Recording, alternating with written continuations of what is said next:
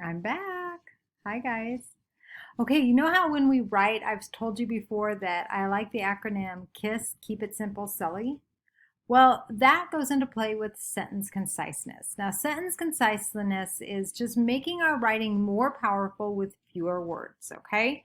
So it doesn't like if I'm going to build muscle, I can lift all the weights I want, but if the only food I put into my body is sugar, candy, and ice cream, I'm probably not going to build much muscle. I'm going to build something else, but it's not going to be much muscle. So, what exactly is conciseness? Well, in writing, it's saying what I need to say in a powerful way, but using fewer words. Now, that means that these words need to be strong and powerful. So, you want to make words your superpower. So, in order to be an effective writer, you need to express your ideas in a clear and concise manner. In other words, you don't want a bunch of just useless words that clutter up your main idea. Doesn't work very well. No fun, no good, no. You want to keep your sentences, your phrases, keep them powerful. Don't throw in a bunch of fluff. Just use powerful words. So, there are a lot of needless words out there. Very, great, good, many. Those are some. Okay? But I also add some of those needless words within a sentence. The cat had 10 baby kittens. Okay, well, I know kittens are babies, so I don't really need to have the word baby. I could just say the cat had 10 kittens. My point still gets across. It still means the same thing, but my sentence is more powerful because I didn't use so many words that weren't needed. Okay, sometimes writers like to say, oh, that was very unique, or it was slightly impossible to climb the hill.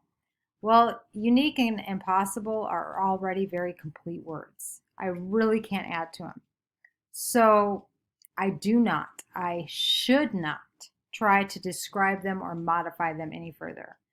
It is either that dress was unique or that video game was impossible.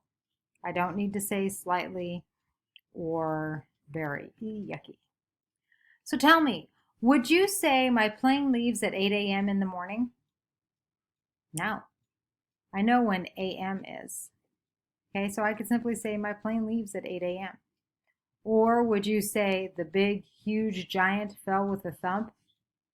Well, doesn't the word giant already cover big and huge?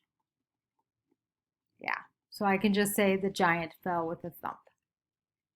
And I also want to reduce sometimes in my word or phrases because sometimes I can make my sentence more concise by reducing, and this comes out of our grammar book, reducing clauses and phrases to single words. For example, I am learning a piano piece that was composed by Mozart.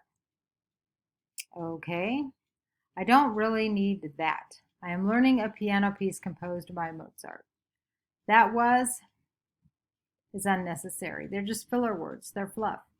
They don't make our writing stronger. They just give it more. All right.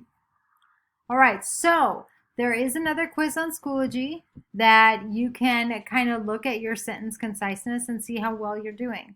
My other challenge for you is in your Write Bingo this week, I am going to be looking for conciseness. Are you using a bunch of needless words that don't need to be there?